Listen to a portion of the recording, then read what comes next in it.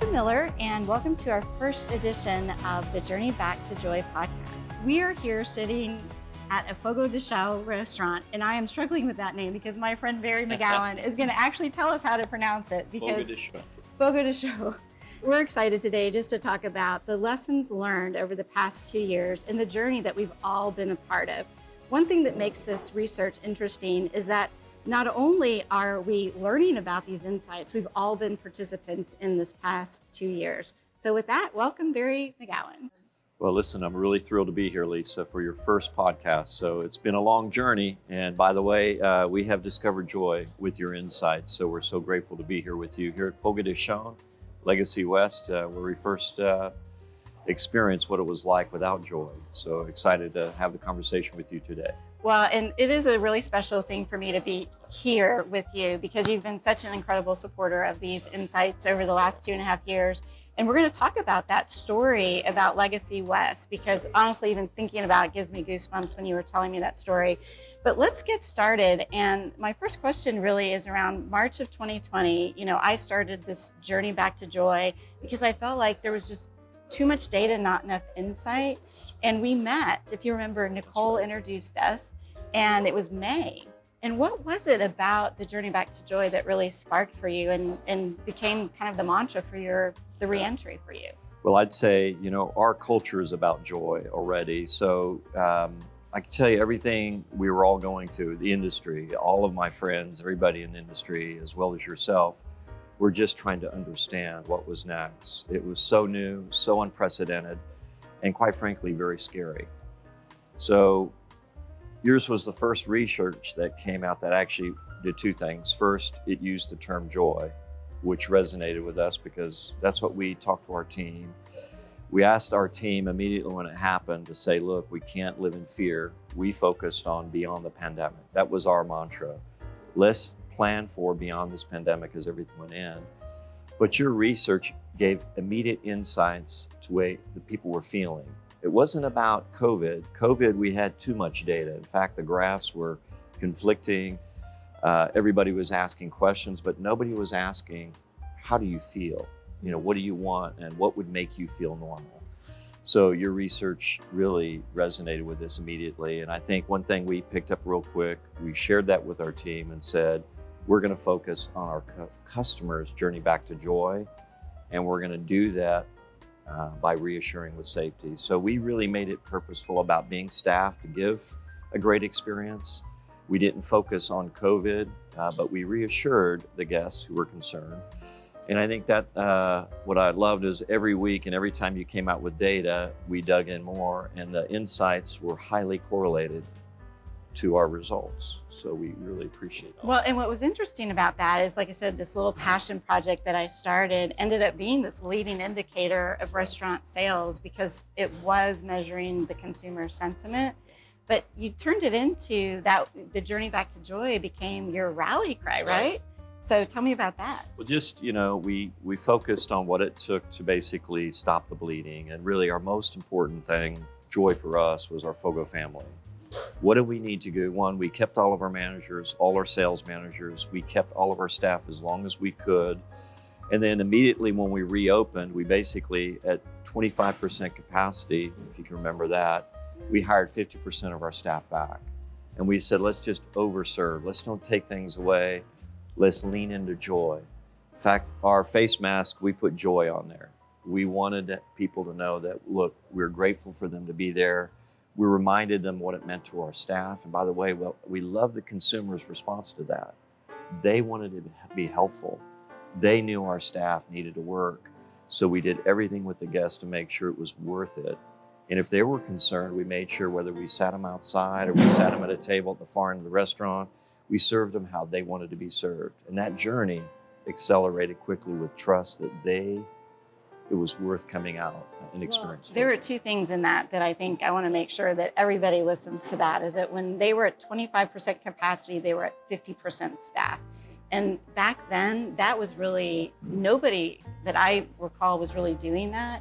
And the other thing that you had mentioned was this idea of being worth it.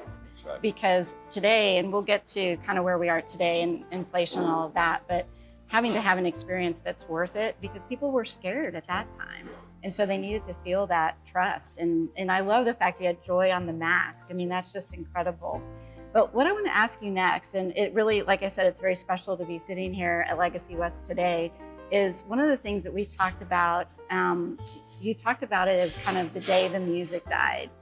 And I'd like for you to share with everybody the story about this restaurant and running into, actually, I'll let you tell the story. You tell the story. No, I tell you, it gives me goosebumps, because here in Legacy West, there was a lot of construction going on, music going all the time. We're next to F&B Society's food hall, which is a tremendous just asset to this community. But we were here in our office upstairs, and of course, everything was shut. Everybody was mandated shelter in place. You could not serve. We went dark.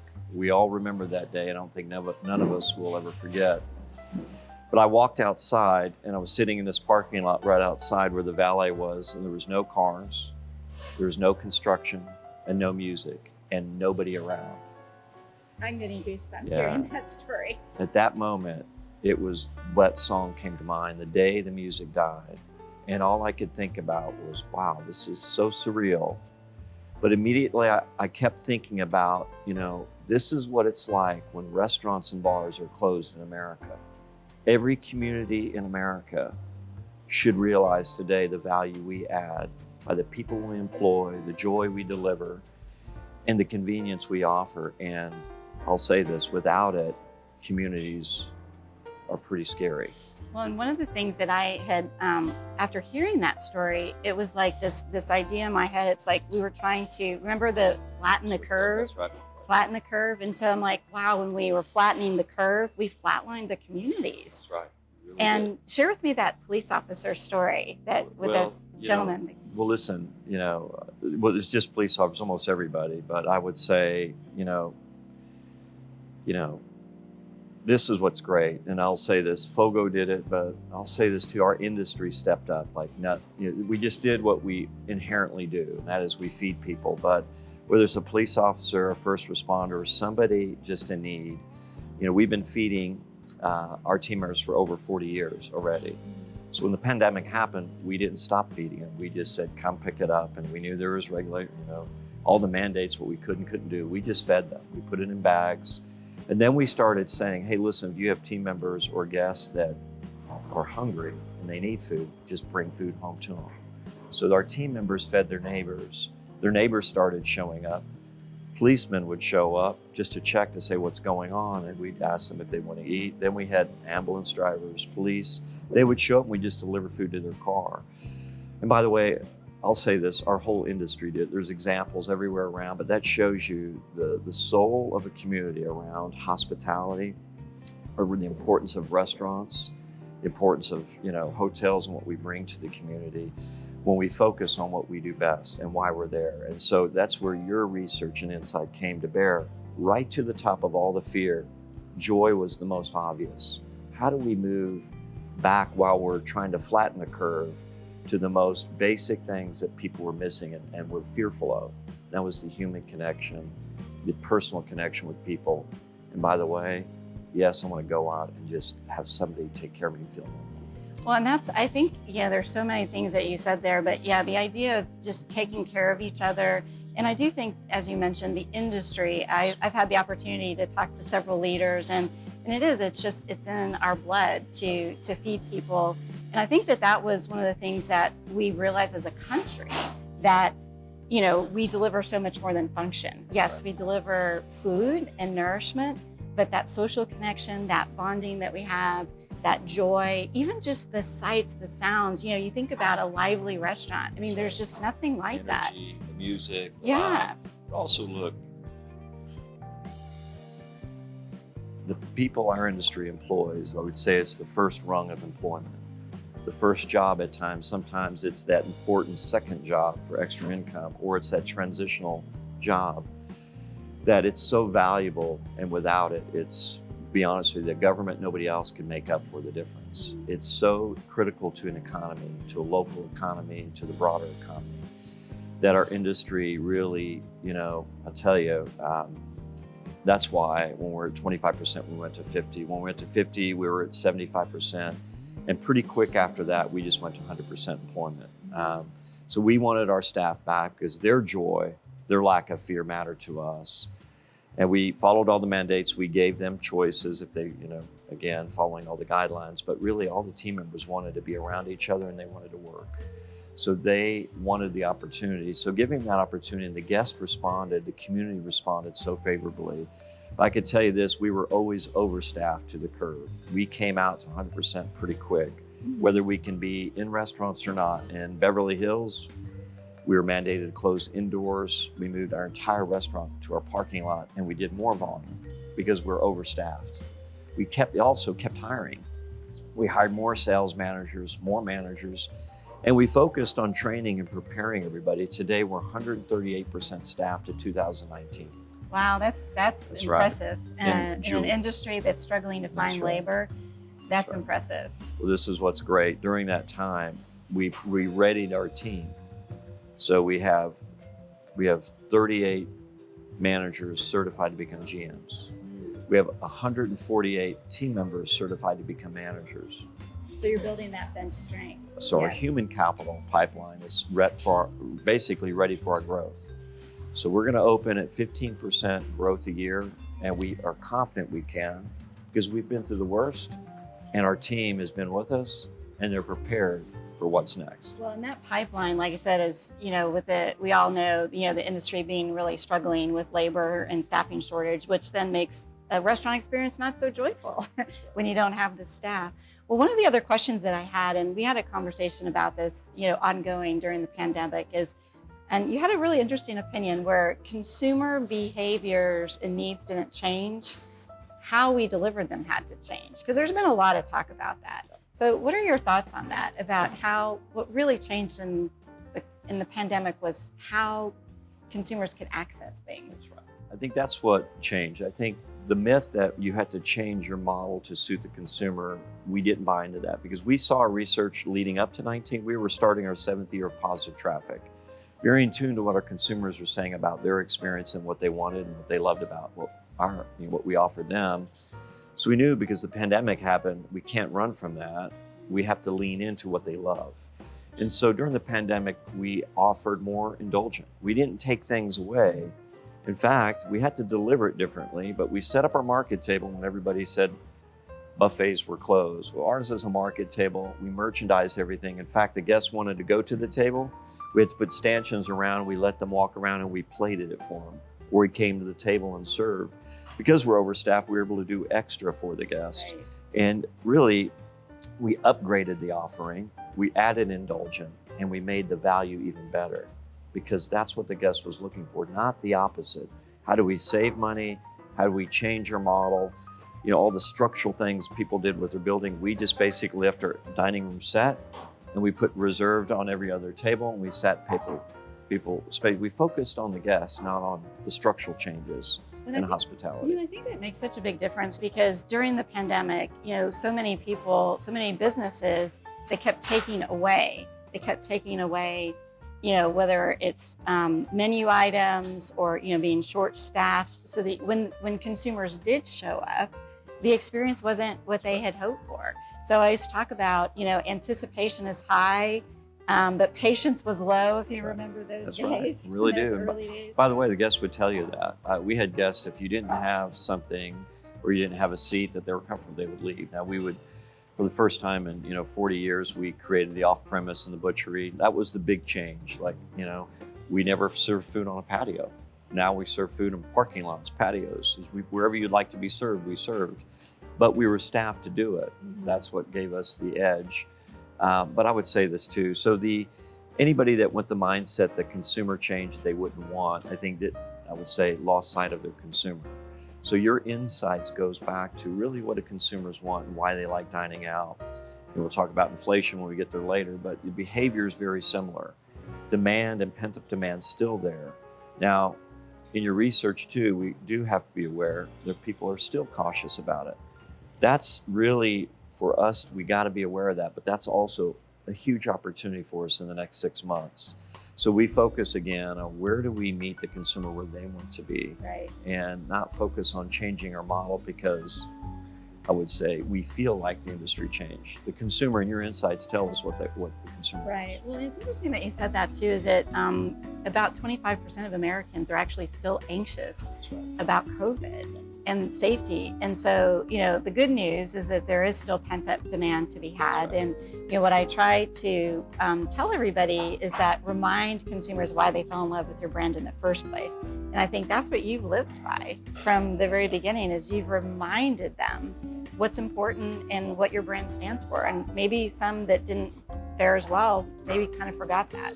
I think if they did, I think everybody's rediscovered. I think I feel good as the industry's coming back, the staffing, and I would say I have friends who, quite frankly, had great concepts, great consumer experiences. They didn't have the balance sheet, and that's probably the most tragic thing that happened during this time. We were fortunate, we have a great board. We were preparing, a lot of people don't remember, but in November of 2019, remember we had one of the longest economic expansions. Right. So we were expecting in the new year a healthy contraction, not recession. So we were setting up our balance sheet to be opportunistic. We were preserving cash. We were preparing people for growth. And we had, restaurants in the pipeline.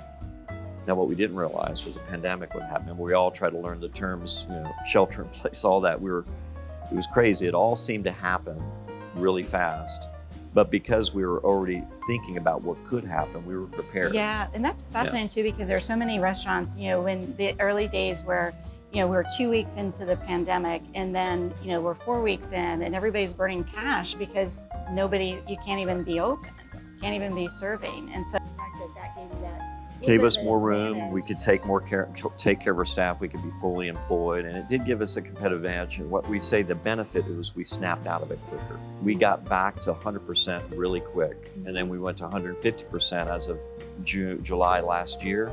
We just lapped that 50% by 52%.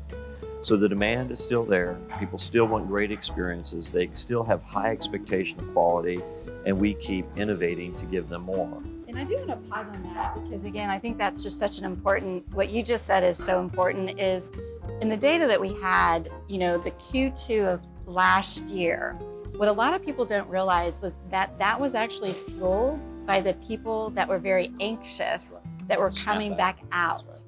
And so that Q2 positive ramp up that we had was people putting their toe into the water for the first time. So what's hard is this Q2, we're overlapping that. And so the fact that you are actually exceeding what was a very strong year anyway, or a time period, actually just shows that delivering on the experience day in and day out, making it worth it, right? That's what makes so people are going to go out. It could be expensive, but it has to be worth it. And whether it's a fast food package meal, it could be expensive, but the value's got to be there. So. And again, we'll tie this into inflation today because your data, again, the insights are already telling what the consumer behavior is, remember. So, your insights to pent-up demand, we followed. We stayed ahead of the curve. We knew where it was going to go. By the way, we also knew when it was pulling back that we'd have to pull back in terms of staffing levels and all that. So again, you think about the correlation today with inflation. Again, we're at about 5% pricing. It's the most price we've ever taken. We're uncomfortable with that. But in addition to that, we've added more value. We've added a porterhouse to our mix. We've added more exotic items to our market table. We've upgraded our drink offering. We have not gotten rid of all-day happy hour. So everything we're doing is about making sure the value and the experience is worth it. And those that don't do that, I think, are now going to have to adjust to that because some people, our industry is averaging 9-10% price. Right, I was just going to say that. Is at 5%, I know, like you were saying, that makes you very uncomfortable. That's right. But yeah, we can just jump right into that. But are there other things that you think really helped you prepare? Because, today with record, 40-year high inflation, now there's the, recession shadow that's over us, whether we officially are or not. The consumer data that I have basically shows that consumers are behaving as such. And so what were some of the other things that you felt like maybe set yourself up for success leading up, anticipating that this recession was coming? So we worked really hard for the last 4 years in preparation for it. Also, we knew that someday there would be an economic pullback. So that contraction piece after, record-setting expansion. So we focused on all-day value, market table at 15. We butcher all day long. We've been butchering for over 40 years in every restaurant. So all of our trim, we created a picanha burger, fresh ground picanha burger, and we sell it for $8. So it's fresh ground, half-pound burger with polenta fries, unique, delicious, decadent, indulgent in itself. Are we going to eat some later? Sure, we'll love to have some. I'm like, you're making me hungry listening to but that $8 burger, people go, why would you do that? Everybody charges $15. I'm like, look, for us, it's prep. We're covering a cost. It's a pull-through item. But it goes back to being a loss leader. We want people to come to Fogo de Chão that you can have an $8 picanha burger, or you can have a $165 Wagyu. The consumer chooses their mix, and we know during economic times like this, the mix shift will happen organically. We just want the guests to show up. We focus on positive traffic. We're now beginning asterisk COVID. If we're through COVID, if we counted the COVID year 20, we would be starting our 8th year of positive traffic. So traffic is our key benchmark. We want to make sure that guests love us, they come back more frequently. And what matters to us is our demographic is 80% millennial and Gen Z. And I think that's probably a surprise to people. Yeah, I think most people would say a restaurant that has a higher check would skew to older consumers. But that also just says, if it's a millennial, then they really are, it is a worth it experience. It's got to be, that's right. That's so right. So the millennial, we're also 42% female. We have a highly ethnic demographic. And we're 26% family. So our demographic is completely opposite of a steakhouse. So we have a very young, vibrant, fast-growing demographic. And we all know this. They want experiences. We don't interrupt them with menus. We don't try to curtail. You basically curate each guest's experience by themselves. And so everything they want, they have. And second, what we love is, they're food explorers. They explore through food, they travel through food, so they get a very safe and comfortable way. Now, the variety, the customization, and also the immediacy served us really well through COVID as well. All those laddered up to what the experience is. I think that experience is, in my research, as you know, I always talk about the guest experience, the employee experience. And so particularly during COVID, when there just weren't that many joyful experiences out there, right? Is that this was not only a safe place because you had all the safety protocols, but it was also so experiential, which makes so much sense why you connect all those consumer insights together and there you get great results. But I do want to go back to something that we talked about earlier, is this notion of lead with joy, reassure with safety. Because as you know, that was one of the key insights from the very beginning. And so with that 25% anxious, like how are some of those little subtle things that maybe you guys are doing just to reassure that, if somebody's still anxious, that yes, I can feel safe here? I think we hear it on phone calls, inbound calls, and we really retrained our team to say, look, pay attention. If they're concerned, just make sure, one, hey, you're welcome to wear a mask. We still have, hand sanitizer if you like us to plate and bring to you. So we customize, and also what we see is those guests prefer dining outside. They'll reserve outside dining. So again, for us to be staffed outside, to make sure that offer is there. And we I would say this, hold tables to make sure we have some allocation for that. Because look, it's still there. And what we want the guests to be in their time is to know that they can trust coming here, that we will accommodate. We don't take it lightly. But I would say the key thing, the research, again, our job is to focus on joy, not fear.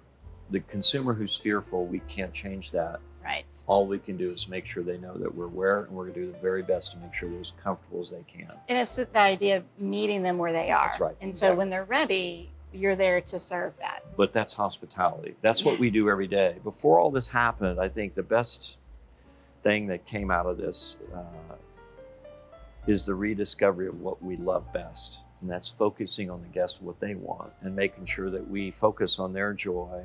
And that's where we're at our best as an industry. Well, and I think that's right, is that, when, we've talked about when something's taken away, you crave it more. That's right. Honestly. And so it could be, for the casual dining industry and the upscale dining, just that re-energizing of why going out is so special. When it's taken away, you appreciate it more. And I think the consumers definitely don't. That was that day the music died. When that was gone, the community soulless without, we have hospitality in the homes, but remember, even people were segmented away. They were, sheltered in place away. Nobody was visiting. Remember all the loved ones that we had that were in hospitals. So all those things that mattered most disappeared. Your insights, I believe, more people should have read. I think it should have been the tip of the spear. I think the government should have pointed to your research versus all the fear. Unfortunately, we became political versus what we had to do for everyone in a community. So good news is we've come through this. Now we have something more fearful coming up. We just spent last 6 weeks doing our mid-year business review. So guess what our topic was? Inflation? Potential recession. Our team members were concerned. All their questions were, what's going to happen during a recession? Am I going to lose my job? What's going to happen with, what are we going to do? So our message was clear. We're going to focus on joy, not fear. And look, just like a pandemic will end, so will this recession. We're going to focus beyond the recession and focus on our guests, our team members, and our community, and continue to build our business one guest at a time. Well, and I did just get goosebumps again because it is so powerful what you said about, and this is why I'm actually doing these interviews, because the learnings from the pandemic should be applied to now this current situation, because everything we learned about, providing joy, focusing on fewer things to deliver an excellent guest experience, delivering what the consumers want, not what we want. All of those things are going to get us through a possible recession. And so that just is exactly why this research is important to me, to make sure it kind of lives on. Well, Lisa, I would say it's now more people know of your research, because what I love is, look, we put your research in front of everybody, our fund managers, the people we knew, and everybody I talked to. By the way, Nicole Miller was awesome when she teed it up. We introduced you to other people, but because the message is so important for our industry. So I'd say today, if anyone's watching, go back and get into Lisa Miller's research, but read it, because recession is nothing compared to what we've been through. Now, it's still challenging. You got to adjust, you got to adapt. But I always say, start with the tip of the spear first. What are you protecting first? And, there's great examples throughout our industry. People are doing that today. And I think that is a learning from the pandemic. We just never walked away from it. We're leaning in. And again, we're not focusing on recession. We've already made those adjustments. We're not worried about it. What we're focusing on is growth, our team member development. What do we do for our guests and our community? And let's just keep building our business. Yeah, and I think that's fantastic. And that kind of leads me to one of my other questions, which is, and you mentioned it a little bit, but there were so many unintended consequences of the pandemic, and some were good, and we'll talk about those, and then some were not so good. But you mentioned one already, which I actually call like the language of COVID, which my belief from the research is that was kind of a negative, because tell me about your thoughts of, lockdown, shut down, all of these words back in those beginning days, like what it did to the team members and your internal staff. It's like, the language of COVID. Yeah, the language, it was so new, foreign, quite frankly. So, this is why we kept saying, we would have daily meetings with our staff. We'd be on Zoom calls. And by the way, the best thing we did was decentralize. We got on WhatsApp and said, look, general managers, you're at the tip of the spear. Focus on what matters most. Do your very best, and we're going to be fine. But share on WhatsApp what we're doing so that we can celebrate joy, not fear, and keep the message really simple. Look, you're wearing a mask, step away from the table, pull the mask down, and smile at the guests and say, I'm happy you're here. Show that, look, we're still here for you. We have to do the same thing with our staff. We leaned into the family meal that we served every day. We fed them, we sat in a room together, we asked how everybody was doing, we had them bring their children. So we connected in a way that was most important so that we wouldn't forget. We all had to live within it, but we had to not get lost in the terminology, the news, and unfortunately the politics of it, because it was bad. We kept neutral, and we just focused on what mattered most. Well, and I think the essence of that story is you created a sense of belonging. And when all of that social connections were stripped away, where, words like, isolation, quarantine, we got scared of being around each other. And, that is we're still kind of, those unintended consequences are still there. But within your team, you created that sense of belonging and family that was so desperately needed back then. And like everybody, we had team members that went through COVID, very bad bouts. So it wasn't easy, but what I love is the care of our team for the others, on what we did on their behalf, and knowing that they had a broader family here to help them, whether bringing food, we bring bags of all the medicines by, or run people to hospitals. So we all lived in this real strange place, but knowing you were somewhere where people cared and you could connect and pick up a phone. But our managers, our general managers, our team, they're the heroes. The tip of the spear led our industry out, not just Fogo. And I tell you, we're much better operators today as an industry than we were, I would say, leading into the pandemic. Right, and I think what's so interesting is that in talking with so many people in the front line, leaders like yourself, I just want to thank all those people that did show up every day, because I heard stories of managers where literally, and honestly, they would almost start to tear up because they were so exhausted, literally, physically, mentally.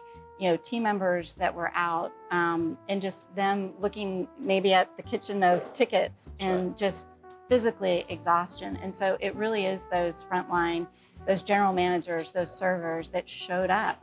And we have a lot to thank for those people that did that. We do. And I would say this, look, it seems like yesterday was, a long time ago today. And this is where I go back, because we reminisce about it, but, we just finished our mid-year business review. We went, to all of our regions, meeting all our GMs and sales managers, and we really didn't even talk about it. We focused on, funny enough, they were asking about the next 6 months, which I loved. Which is great. So culturally, this is where the recession talk, what is it going to mean? What is it? How are we going to get through it? And just reminded them, it's joy, not fear. It's the next chapter, right? So let's just what did we learn? And let's keep leaning into what the consumer wants. Be aware, people are going to adjust, but make sure we also make sure that we're offering, make sure our offering is really strong. Let's don't cut corners. Let's make sure, if anything, I always tell our team, be generous.